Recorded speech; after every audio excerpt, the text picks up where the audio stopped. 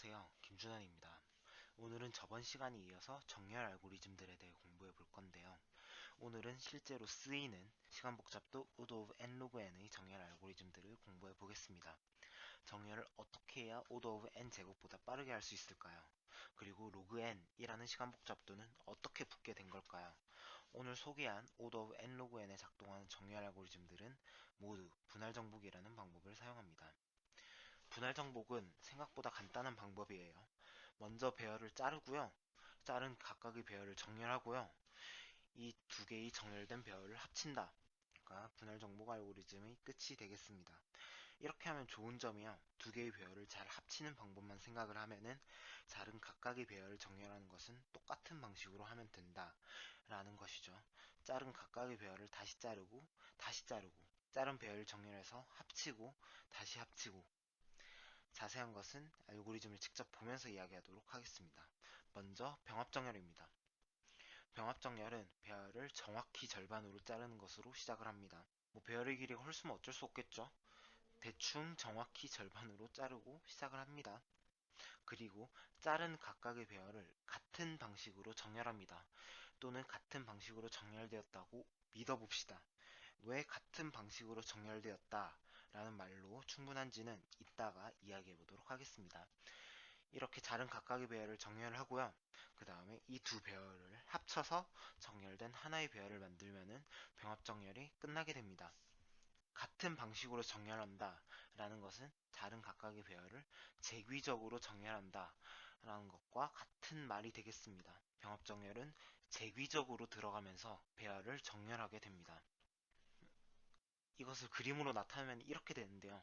배열의 전체 부분인 배열의 0번째 인덱스부터 9번째 인덱스까지를 정렬하는 머지소트 함수가 호출이 됩니다. 이 머지소트 함수는 재귀적으로 배열의 왼쪽 절반하고 오른쪽 절반을 정렬하는 함수를 호출하게 됩니다. 이 배열의 왼쪽 절반을 정렬하는 함수가 먼저 호출되고요. 이 함수는 다시 배열의 첫 4분의 1, 0번째 인덱스에서 두 번째 인덱스까지를 정렬하는 함수를 호출하게 되겠죠. 이 함수는 다시 왼쪽 절반을 정렬하는 함수를 호출하게 될 거고요. 다시 여기서도 절반을 나눠서 각각을 정렬하는 함수를 호출하게 되겠죠. 이때 배열의 0번째 인덱스부터 0번째 인덱스까지는 수가 하나밖에 없겠죠. 이제 여기서 다시 나눌 건덕지도 없고 나눠서 정렬할 필요도 없겠죠. 여기서는 그냥 반환을 해주고요. 오른쪽 절반도 크기가 1이니까 더 나눌 수 없으니까 여기서 반환을 해줍니다. 그러면은 0번째 인덱스에서 첫 번째 인덱스까지를 정렬하는 재기적으로 호출된 머지소트 함수는 이 왼쪽 절반과 오른쪽 절반을 정렬한 결과를 바탕으로 이 두 결과를 합쳐서 정렬 결과를 완성하게 되겠죠. 그리고 0번째부터 두 번째까지를 정렬하는 머지소트 함수는 왼쪽 0에서 1까지 이 머지소트 결과를 보고 오른쪽 절반을 재기로 정렬을 시키게 됩니다.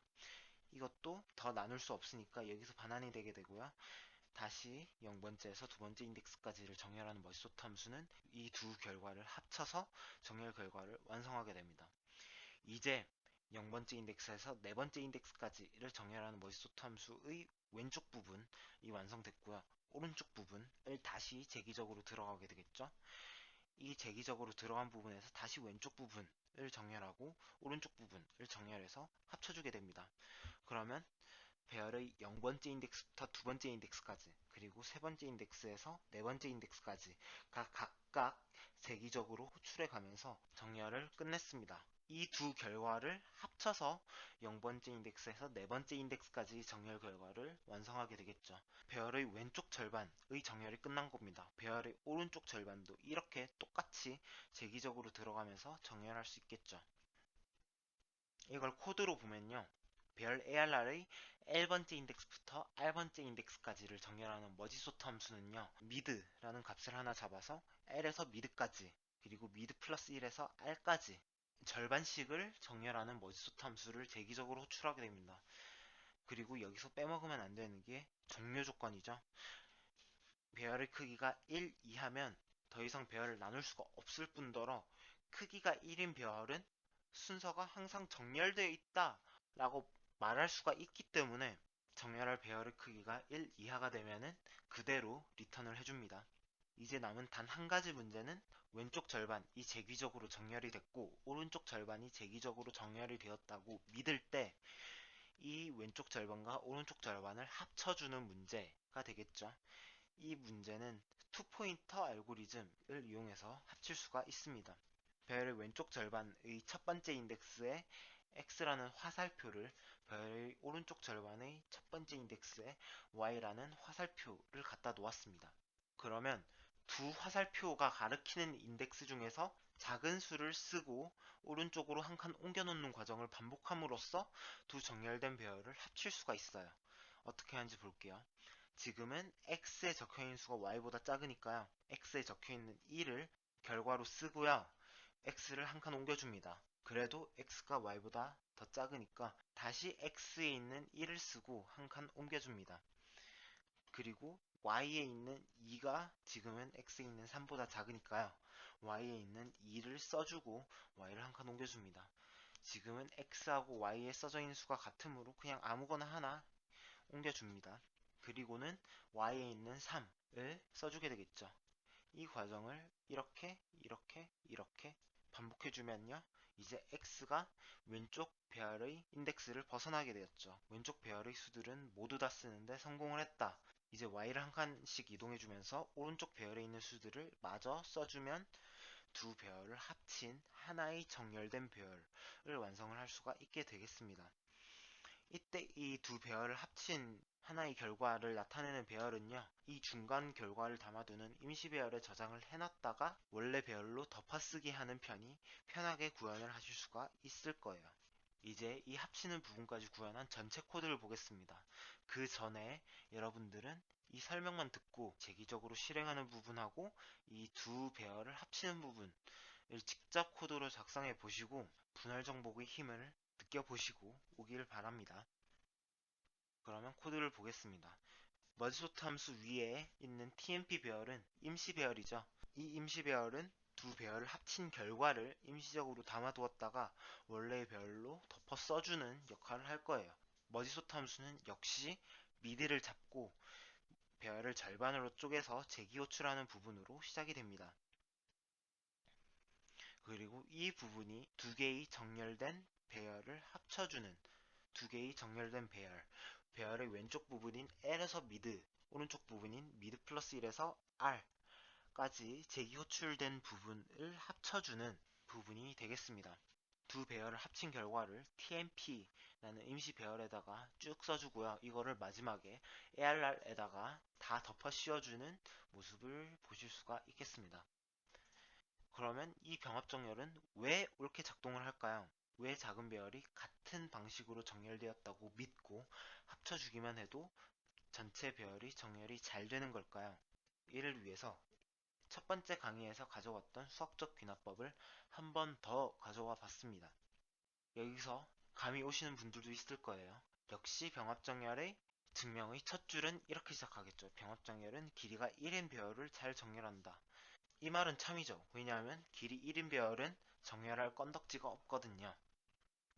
그리고 병합정렬이 길이가 x보다 작은 배열을 잘 정렬한다면 병합정렬은 길이가 x인 배열도 잘 정렬한다 라는 부분도 첫 번째 강의에서 삽입정렬을 증명했듯이 같은 방식으로 증명을 할 수가 있겠죠. 병합정렬 알고리즘은 길이 n인 배열을 길이 2분의 n인 배열 두 개로 나뉘어서 재기적으로 정렬하죠. 우리는 길이 2분의 n인 배열이 잘 정렬되었다고 귀납적으로 가정을 했으므로 정렬된 두 배열을 합치는 알고리즘만 잘 작동을 한다면 전체 길이 n인 배열도 잘 정렬한다 라고 말할 수가 있겠죠. 즉 병합정렬이 옳은가 라는 물음은 두 배열을 합치는 알고리즘이 잘 작동을 하는가 라는 물음과 똑같다 라고 말할 수가 있겠습니다. 따라서 두 배열을 합치는 알고리즘만 잘 작동을 한다면 전체 병합정렬이 전부 다 잘 작동한다고 할 수 있겠죠. 즉 병합정렬은 합치는 게 전부다. 그런데 우리는 합치는 게 잘 작동한다는 사실을 알고 있죠. 이것도 따로 증명하셔도 돼요. 하지만 우리는 일단 넘어가겠습니다. 우리는 알고 있어요. 두 정렬된 배열을 합치는 알고리즘은 잘 작동을 해요. 따라서 병합정렬은 올바르게 작동한다 라는 것을 수학적 귀납법을 이용해서 증명할 수가 있겠습니다. 이 병합정렬의 시간 복잡도는 그래서 어떻게 될까요? 이 알고리즘이 어째서 O of n 제곱보다 빠르게 작동을 하는 걸까요?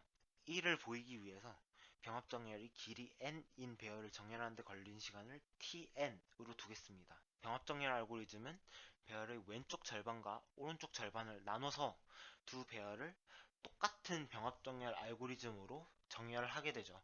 그래서 tn은 길이 2분의 n의 배열을 정렬하는 시간을 두 번 쓰게 되고요. 그리고 두 배열 합치는 데에 다시 O of n의 시간을 쓰게 되죠. 이 배열의 왼쪽 절반과 오른쪽 절반을 정렬하기 위해서 이 왼쪽 절반과 오른쪽 절반을 다시 절반으로 나누게 되고요. 이 4개로 나누어진 조각을 다시 2개씩 합치는데 합쳐서 O of n의 시간을 들이게 되겠죠. 그리고 이 4분의 1씩 나눠진 배열을 다시 절반으로 쪼개서 8분의 1씩 쪼갤 거고요. 그러면은 이 8분의 1씩 쪼개진 배열을 다시 4조각으로 합치는데 O of n의 시간을 또 쓰게 되겠죠. 이렇게 다시 16분의 1로 쪼개고 이 16분의 1을 8분의 1로 합치는데 O of n의 시간을 들이고 이 과정을 배열의 크기가 1이 될 때까지 반복을 하면은 대략 로그 n번 정도 반복을 하게 되겠죠. 왜냐하면 한 번 할 때마다 배열의 크기가 절반씩 줄어드니까. 이 과정을 반복하고 나면은 전체 병합정렬의 시간 복잡도는 O of n log n이 된다 라는 것을 얻을 수가 있겠습니다. 엄밀하지는 않은 방법이고요. 그래도 병합정렬이 왜 O of n log n에 작동을 하는지는 대략적으로는 눈으로 보이죠. 다른 말로 하면은 제귀의 깊이, 한 깊이 내려갈 때마다 시간이 O of n씩 추가가 되게 되고요.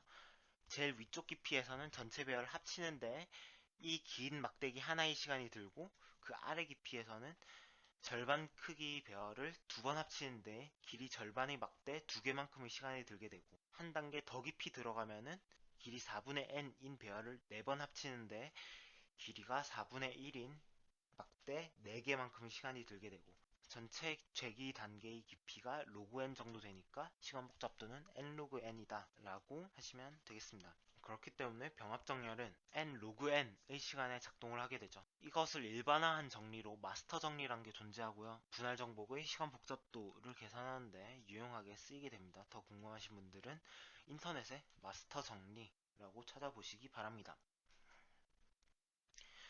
그리고 병합정렬에서 한 가지 짚고 넘어가야 될 중요한 성질 한 가지가 있어요. 안정정렬이라고 부르는 건데요. 이런 경우를 생각해 볼게요. 우리는 이름 순으로 정렬되어 있는 자료를 가지고 있어요.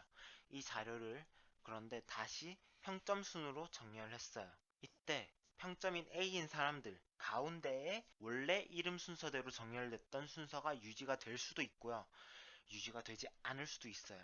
정렬한 다음에 원래 데이터의 순서가 보장이 되는 정렬을 우리는 안정 정렬이라고 하고요. 정렬한 다음에 원래 데이터의 순서를 보장할 수가 없는 정렬을 우리는 불안정 정렬이라고 부릅니다. 우리가 아까 공부했던 병합 정렬은 안정 정렬이고요. 우리가 바로 다음에 공부할 퀵 정렬은 불안정 정렬이 되겠습니다. 저번 시간에 우리가 배운 버블 정렬, 선택 정렬, 삽입 정렬은 안정 정렬일까요? 불안정 정렬일까요? 직접 알아보세요. 그 다음에는 퀵 정렬입니다.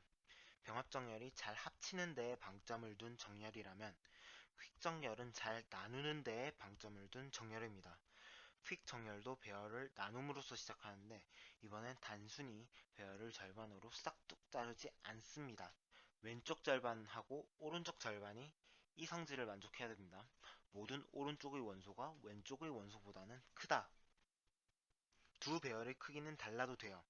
하지만 오른쪽의 원소가 왼쪽의 원소보다는 커야 됩니다. 퀵 정렬은 배열을 나누고 난 다음에는 매우 간단하게 작동을 하게 돼요.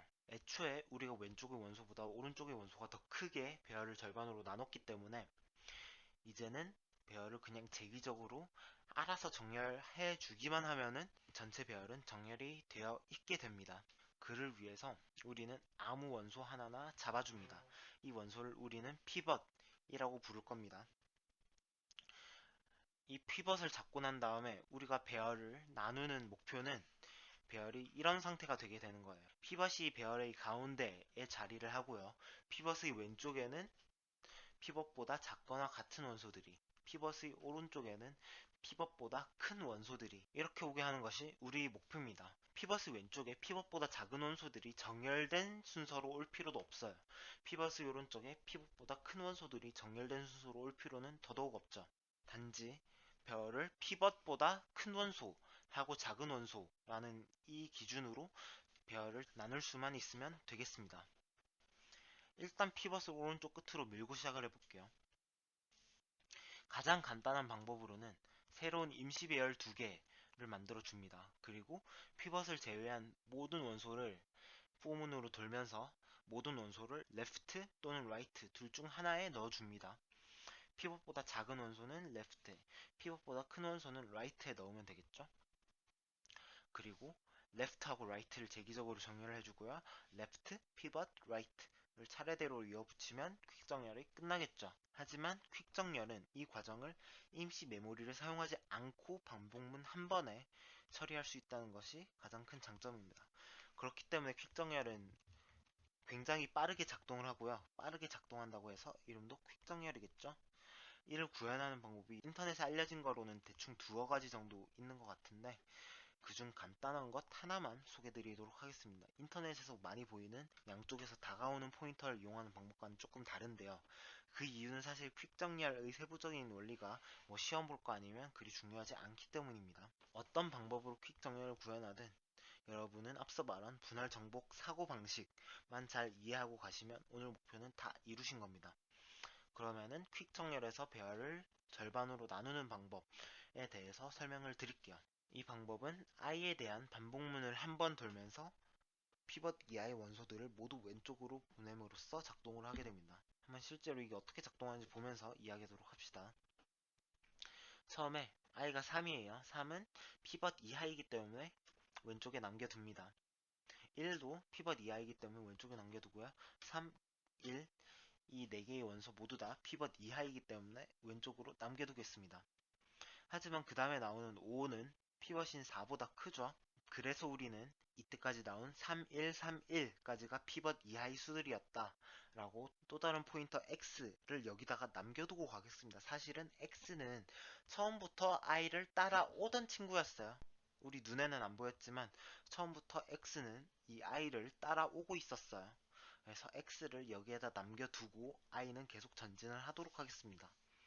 9도 피벗보다 크죠. 그래서 x를 전진시키지 않고 i를 또 한 번 전진을 시킵니다.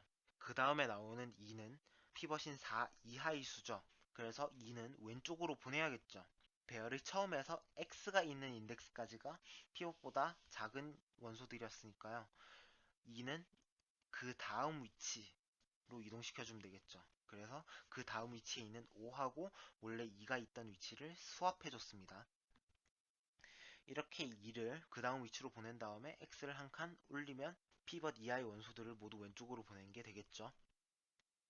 그 다음에 6도 피벗보다 크고요. 5도 피벗보다 크니까 이렇게 피벗보다 작은 원소들을 왼쪽에, 피벗보다 큰 원소들을 오른쪽에 보내는데 성공했습니다. 마지막으로 피벗을 가운데로 보내게 되면은 파티션이 끝나게 되겠죠. 이제 배열의 왼쪽을 제기적으로 퀵정렬을 재기호출해서 정렬시키고 배열의 오른쪽 절반도 퀵정렬을 재기호출시켜서 정렬시키면은 전체 배열을 정렬시키는 과정이 끝나게 되겠습니다. 이것을 코드로 나타내면 이렇게 되는데요. 아무 원소나 피벗으로 잡아서 오른쪽 끝으로 보내는 걸로 시작을 합니다. 이 코드에서요, x는 아까 슬라이드에서 봤던 x보다 한 칸 오른쪽의 위치를 가리키고 있습니다. 이 x의 위치가 조금 차이 난다 라는 점을 유념해서 코드를 보시면 되겠습니다. 이렇게 한 번의 반복문을 돌아서 배열의 왼쪽하고 오른쪽을 피벗보다 작은 수하고 큰 수로 분할하고요. 이 분할한 왼쪽과 오른쪽을 제기적으로 정렬시켜주면 퀵소트가 끝나게 되겠습니다. 이때 여러분들은 이런 걱정이 들 수도 있을 거예요. 만약 피벗을 가장 작은 원소로 잡아서 배열의 왼쪽에는 아무것도 없고 배열의 오른쪽에 피벗을 제외한 모든 수가 들어가 버리면 어떻게 하느냐. 좋은 의견이에요. 퀵 정렬에서는 배열이 정확히 절반으로 나뉜다는 보장이 없어요. 만약에 피벗을 항상 배열이 가장 왼쪽의 원소로 잡는다고 해보죠. 그러면 이렇게 크기 순서대로 나열되어 있는 데이터를 다시 퀵소트로 정렬을 한다 라고 하면은 가장 작은 원소를 피벗으로 잡아서 모든 원소가 오른쪽으로 가게 되고요. 다시 가장 작은 원소를 잡아서 오른쪽으로 모두가 가게 되고, 이렇게 제기의 깊이가 n 단계까지 들어가고 시간 복잡도는 오더 오브 n 제곱의 시간이 되게 됩니다. 이런 최악의 경우에 퀵소트는 오더 오브 n 제곱에 작동을 하게 되고요. 하지만 퀵소트는 평균적으로 배열이 무작위로 정렬되어 있다라는 가정하에 오더 오브 n 로그 n의 시간 복잡도로 작동을 하게 됩니다. 만약에 피벗을 아까 같이 항상 가장 왼쪽의 원소로 잡는 무식한 방법으로 하지 말고 배열을 무작위 원소로 잡거나 그런 방식으로 하게 된다면 최악의 경우가 되기 위해서 그 무작위로 섞은 배열에서 무작위로 고른 피벗이 가장 작은 원소일 재수 없는 경우가 n번 연속으로 걸려야 오더 오브 n 제곱이 되기 때문에 그 확률은 n 팩토리얼 분의 1로 로또 걸릴 확률보다 낮게 되겠죠. 이렇게 피벗을 잡는 방법을 바꿔감으로써 최악의 경우를 방지하는 방법이 많이 알려져 있습니다. 여기까지 병합정렬과 퀵정렬에 대해서 알아봤는데요. 여기서 이런 의문이 들 수가 있어요. 더 빠른 알고리즘은 없을까? 오더 오브 n 로그 n이 아니라 오더 오브 n에 작동하는 그런 정렬 알고리즘은 없을까? 결론부터 말씀드리자면 비교 기반 정렬 알고리즘 중에서는 없어요. 이런 알고리즘은 어떻게 해도 오더 오브 n 로그 n의 비교가 필요합니다. 이에 대한 증명은 계략적으로 이렇게 이루어지는데요. 길이 n인 배열을 배열한 결과는 순열과 조합을 배웠다면 아시겠지만 n 팩토리얼 가지가 있습니다. 이 n 팩토리얼 개의 가지수 중에서 한 번의 비교로 후보의 절반씩을 추론할 수가 있어요. 후보의 절반은 ARRI가 ARRJ보다 클 거고요. 후보의 나머지 절반은 ARRI가 ARRJ보다 작을 것이기 때문이에요. 그렇기 때문에 n 팩토리얼의 로그를 취한 값 스털링 근사를 이용하면 n 로그 n 빼기 n의 근사가 될 거고요. 따라서 오더 오브 n 로그 n 번의 비교를 정렬 알고리즘은 무조건 사용한다. 그렇기 때문에 정렬 알고리즘은 죽어도 오더 오브 n 로그 n의 시간은 드릴 수밖에 없고요. 다만 특수한 조건이 몇 가지 붙어 있을 때에는 제한적으로 더 빠른 정렬 알고리즘이 존재를 합니다. 대표적으로 수열이 크기가 제한된 정수열 이미 보장이 될 때 정렬을 하는 카운팅 소트 등이 대표적이라고 할 수 있겠습니다. 마지막으로 지금까지 한 쓸데없는 것들 모두 잊을 수 있는 방법을 한 가지 알려드릴게요. 이 복잡한 퀵소트나 병합정렬 같은 정렬 알고리즘을 직접 구현하지 않고도 수열을 매우 쉽게 오름차순 정렬할 수 있는 방법을 C++에서는 제공을 하고 있어요. 일부 기업 코딩 테스트 같이 라이브러리의 사용을 금지한다면은 이 퀵소트나 병합정렬을 구현할 수밖에 없겠지만 그런 특수한 상황이 아니라면은 여러분들이 이 퀵소트나 병합정렬을 대회 준비나 알고리즘 공부를 할 때 직접 구현할 일은 없고요. 라이브러리에 있는 정렬 함수를 가져다 쓰기만 하면은 수열을 정렬할 수가 있습니다.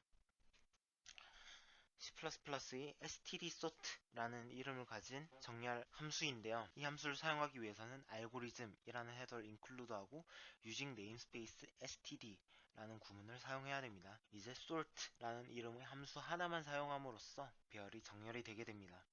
이 함수의 내부 구현은 컴파일러 차원에서 갖은 최적화를 이용해서 매우 빠르게 수열을 정렬할 수 있도록 매우 잘 해놨기 때문에 우리는 걱정을 하지 않고 이 sort 함수를 가져다 쓰기만 하면 됩니다.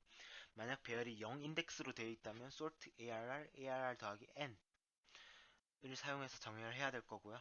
배열이 1 인덱스로 되어 있다면 여기서 1을 더해 주시면 되겠습니다. 이렇게 하면 배열이 오름차순으로 정렬이 되고요. 만약 배열을 내림차순으로 정렬하고 싶다면 이렇게 sort를 한 다음에 배열을 뒤집어 주시면 되겠죠. 그리고 sort 함수에는 임의로 정렬 기준을 만들어서 정렬할 수 있는 기능도 있어요. 만약에 나는 수의 값이 아니라 수의 절대값을 기준으로 절대값이 작은 것부터 큰 것 순서대로 정렬하고 싶다. 그러면 이렇게 정렬 기준을 하는 컴페어 함수를 만들어서 정렬을 해줄 수가 있겠죠. 컴페어 함수의 이름은 컴프일 필요는 없어요. 다만 이 함수는 두 개의 수 x, y를 받아서 두 개의 수를 받아서 오른쪽에 받은 수가 더 크면은 true를 그렇지 않고 두 수가 같거나 왼쪽 수가 더 크면은 false를 반환하는 함수가 되어야 됩니다. 이렇게 호출을 하면은 정수형 배열의 수들이 절대값의 오름차순으로 정렬이 되게 됩니다. 또는 이렇게 부등호를 하나 바꿔주기만 하면은 절대값의 내림차순으로 정렬할 수도 있겠죠. 이 sort 함수는 정수형뿐만 아니라 어떤 타입이든 정렬할 수가 있어요. 이 코드는 x, y라는 두 개의 멤버 변수를 갖고 있는 구조체 포인트를 sort 함수를 이용해서 정렬하는 부분입니다. 이 포인트 함수는 기본적으로 정렬 기준이 마련되어 있지 않기 때문에 정렬 기준이 된 함수를 직접 정렬해 줌으로써 정렬을 해줘야겠죠. 또는 두 포인트형 변수 사이의 부등호 연산자를 직접 정의를 해줘서 이렇게 sort 함수와 이 부등호 연산자를 이용하게 해줄 수도 있고요.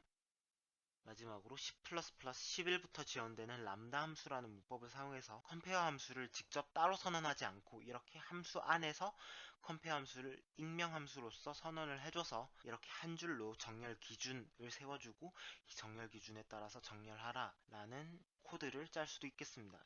이 코드는 컴파일 옵션에서 2011년에 나온 C++11 버전을 사용한다 라고 체크를 해줘야 사용할 수 있다는 점을 유의해 주시기 바랍니다. 여기까지 order of nlogn 정렬 방식 두 가지, 병합 정렬, 퀵 정렬하고요. 두 알고리즘의 근간이 되는 분할 정복 방법과 실제로 알고리즘을 코드로 짤 때 라이브러리에서 갖다 쓸 수 있는 sort 함수의 사용법까지 배워보았습니다.